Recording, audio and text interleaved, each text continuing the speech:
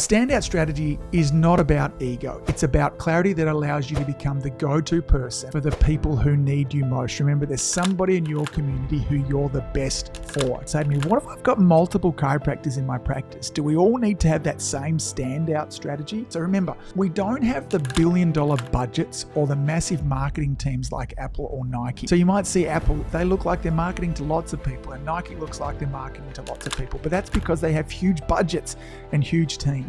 We need clarity and we need focus. And so the tighter and the more overlapped a team standout strategy is, the easier it becomes to communicate what you do and to attract the right people.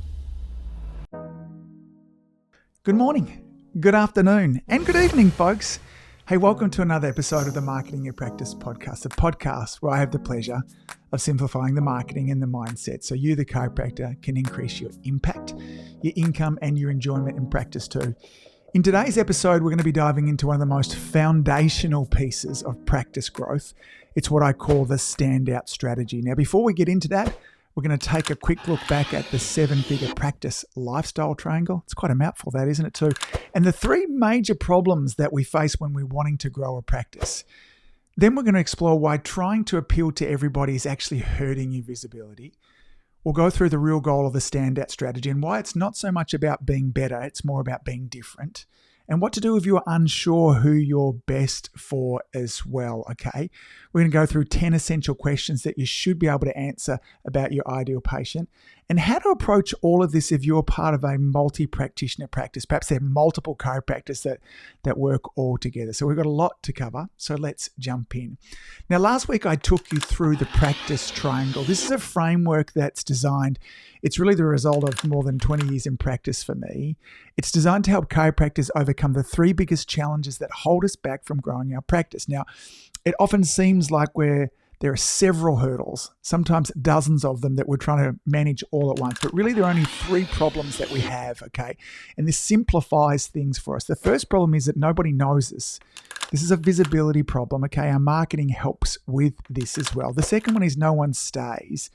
This, while often is referred to as a retention problem, really it's a trust problem, okay?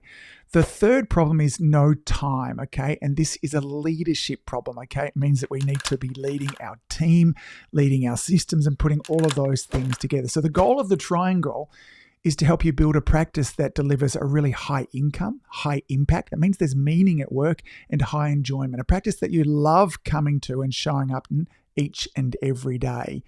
Now, to get there, okay, there's several different things that we need to do, but we're going to focus on this first side of the triangle, okay? There are several pathways.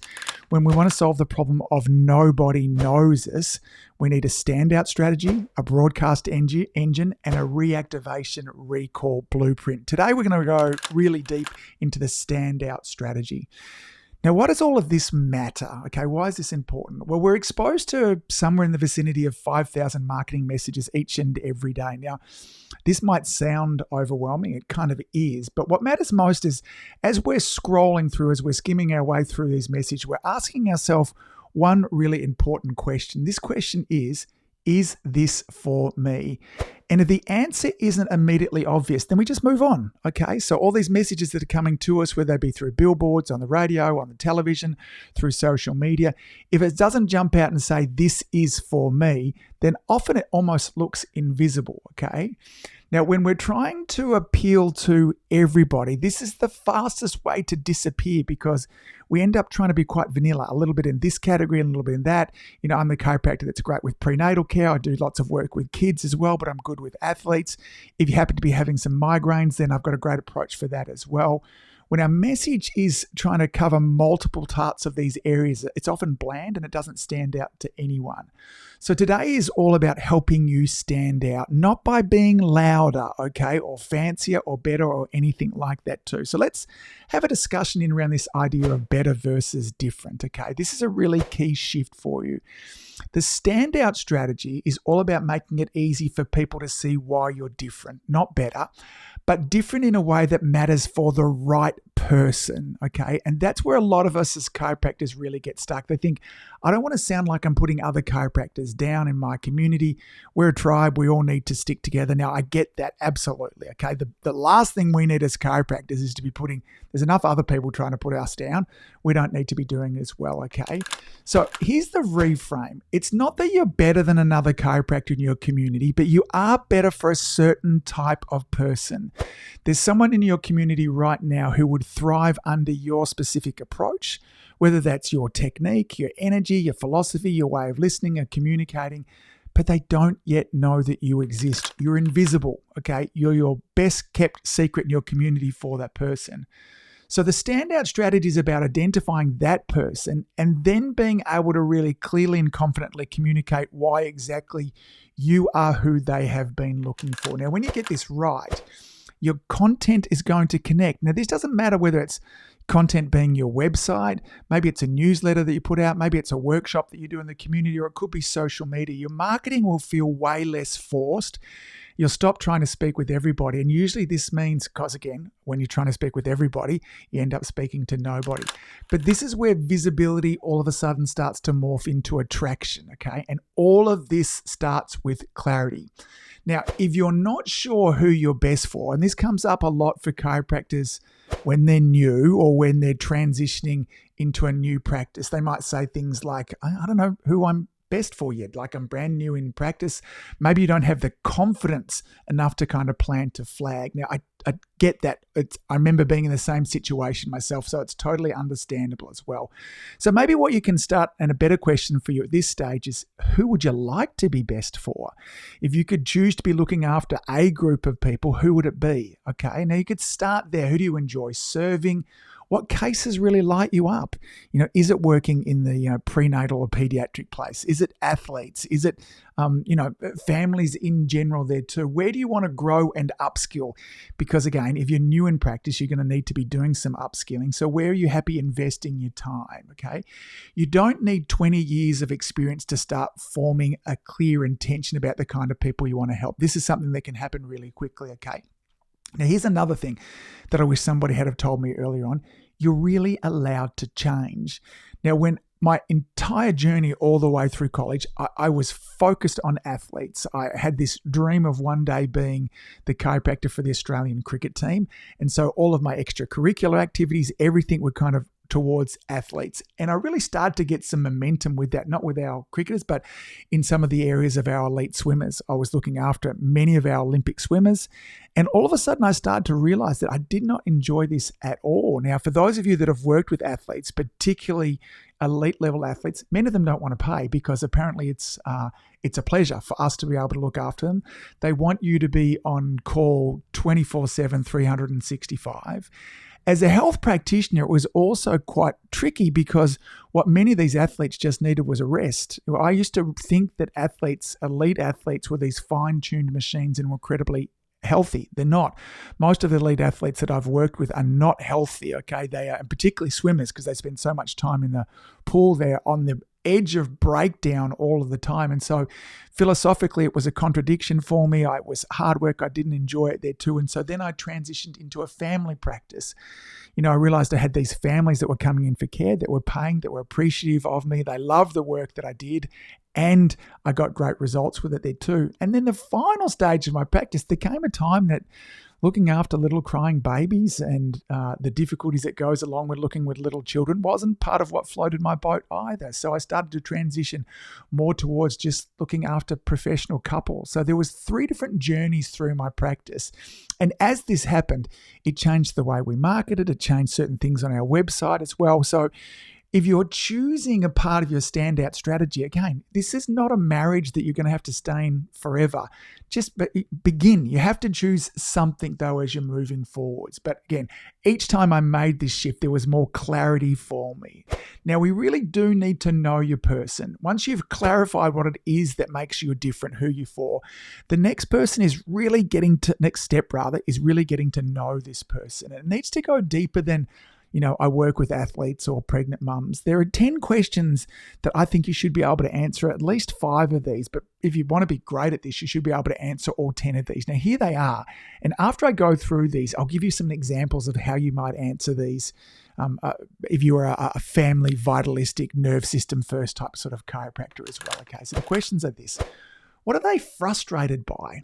Second question, what are they afraid of? The third, what have they already tried that hasn't worked for them? Okay. Fourth question, what do they believe about their problem? The fifth question is there too, what would a perfect result look like for them? The sixth question is, what is their lifestyle like? Then on to what do they value? The eighth question is, what language or metaphors do they naturally use? The ninth question is, where do they hang out online and offline? And the 10th question is, what's the moment they realize that I need help? Okay, so let's walk through this again as if you were maybe, and many of you listening to this tend to be kind of vitalistic, naturalistic, subluxation, nerve system first chiropractors. How might we answer these questions? Okay, so, they're frustrated by how often their kids are getting sick. Maybe it's ear infections, it's colds, it's sleep issues, and how the only solutions that tend to be given to them are medications. They're also really tired of feeling dismissed or brushed off when they bring up their health concerns with their main practitioners, mainstream. That's the word I was trying to think of as well. They're afraid of their child's health challenges becoming something that's kind of lifelong. They're afraid of over-medication, developmental delays, a future of dependency on the healthcare system that doesn't align with their values. Okay, so that's their frustrations, that's their fears there as well. Okay, what have they tried before? Well, they've been to their general practitioner. Maybe they've tried antibiotics, over-the-counter remedies as well. Some and many of them explored natural remedies. Perhaps they've been to naturopaths or homeopaths as well. They've tried diets or supplements, but they still feel like something is missing. Their beliefs. They often believe that their child's body has the potential to heal naturally, okay, but they don't yet understand how the nervous system connects with that. They believe that health is something that should be proactive, not reactive, okay?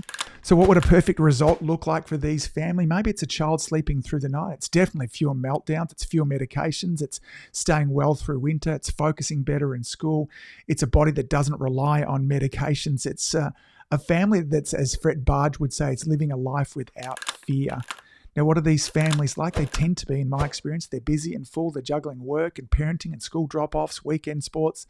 They often feel super stretched. They crave simplicity and clarity when it comes to their healthcare decisions as well. Okay, what's important to them is natural health, proactive choices, time with family, resilience, community as well, a healthcare provider who listens, who aligns with their values and empowers them, okay? They talk about, when we think of their language, wanting to boost their child's immune system, get to the root cause. They talk about getting back to balance. They might say things like, we're trying to avoid unnecessary medication. They might say things like, I just know that something's not right there as well, okay? Where are these people? They're in parenting Facebook groups. They follow natural living influencers on Instagram. They attend farmers market, local wellness events as well. They talk with other like-minded parents at schools and daycare pickups as well. Now, when is the moment for them where they know that it's time to change? Often it's the third or fourth round of antibiotics, or when their child isn't sleeping again. Sometimes it's a moment of desperation. Sometimes it's curiosity. But there's always a point where they say there has to be a better way. So this, again, those 10 questions, and maybe, again, if this is like a families that you want to be looking after, perhaps you need to go through and listen to this a little bit slower and answer those questions as well. But we need to be able to answer these questions in detail, because when we can answer these and we can start to communicate in their language, we can talk to their fears and frustrations, we then become one of those messages that says, those 5,000 messages are then going through it. They say, this is for me, okay? Now, the next question that often comes up with this, and people often say to me, what if I've got multiple chiropractors in my practice? Do we all need to have that same standout strategy? So this is one of the most common questions that I get. It's a really good one. And how we approach this with multiple practitioners, there's some variations of this. The best and most congruent strategy is for everybody on the team to share the same standout strategy, okay? So this is a practice that's built around family, pediatric, prenatal care, that's subluxation, that's nerve system. It means everything is aligned and all pulling in the one direction, okay? Now, however, there can be variances in this. So in the latter part of my practice, as I said, as we transition from a practice that was very much a family nerve system first practice there into one that for me was more about just dealing with kind of professional couples. What was similar amongst the people was these tended to be naturalistic, holistic, conservative people. They shopped at the farmers markets. I just wanted to deal with the parents more than dealing with the kids, okay? Where we get ourselves into trouble here is if one practitioner is going to be the expert on migraines and chronic pain, and then you're going to be the pediatric prenatal person, and somebody else is the athletic person there too. How do we put all of that into a website? How do we put all of that into a video? There ends up being way too many different messages that we're putting up, and we end up not being known for everything. You know, you're a jack of all trades and master of none. So the best strategy to do here, and what we do in our practice or in Lauren's practice there, is that all three girls have the same interest. Now, there are slight differences in how they go about it, but we're the family pediatric, you know, we're gentle in the care. And again, even the techniques, it wouldn't work in our practice if we had a chiropractor come in who was a heavy manual adjuster. That's not what we want to do. It is gentle, low-force care that the girls have decided. And again, we're also female. That doesn't mean that we might not ever have a male chiropractor in there, but our branding is kind of very much built in around that too. So remember, we don't have the billion-dollar budgets or the massive marketing teams like Apple or Nike. So you might see Apple, they look like they're marketing to lots of people, and Nike looks like they're marketing to lots of people. But that's because they have huge budgets and huge teams. We need clarity and we need focus. And so the tighter and the more overlapped a team's standout strategy is, the easier it becomes to communicate what you do and to attract the right people, okay? So if you're a multi-practitioner clinic, here's a rule of thumb. Unify your standout strategies wherever and as much as possible. If there's variation, make sure at least there's an overlap in belief, tone, and values. That's how you build a magnetic brand that a community really remembers. So let's wrap all of this up. The standout strategy is not about ego. It's about clarity, okay? It's about clarity that allows you to become the go-to person for the people who need you most. Remember, there's somebody in your community who you're the best for, okay? Now, once you're clear on all of that, then it's time to take that message and amplify it. And that's exactly what we're going to be covering next week when we dive into the broadcast engine. This will be how do we take the clarity and then how do we get this message in front of the right people? That's exactly what we'll be talking about.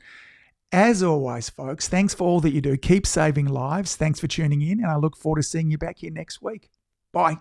If you've enjoyed listening to this podcast, you have to come and check out my Community Influencer Program.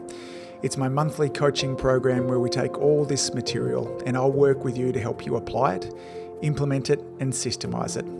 The Community Influencer Group Coaching Program is designed to help you increase your practice income, impact, and enjoyment. Join me over at anguspyke.com/join. That's anguspyke.com/join. I'd love to see you there.